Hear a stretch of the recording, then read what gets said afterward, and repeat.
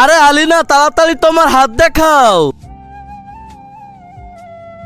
আরে আলিনা, তোমার হাতে এইভাবে কেটে কেন গেল? আরে স্যার, আপনি বলেছিলেন যে দেওয়ালির জন্য কিছু আনতে, কিন্তু আমার ধারে টাকা ছিল না, তাই আমি এই ট্রেতে মাটি নিয়ে এসেছিলাম দিওয়ালির জন্য, দিয়া বানানোর জন্য।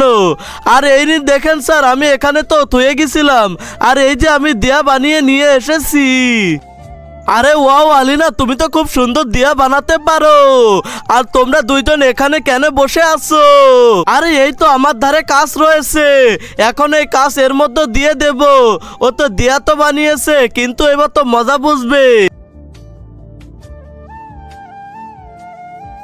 আরে স্যার, এটা দেখুন, আমরা তো লাইট নিয়ে এসেছি। আরে এই লাইট তো 3 বছরের পুরানো, এ তো নষ্ট লাইট। বেরিয়ে যাও তোমরা দুইজন ক্লাস থেকে।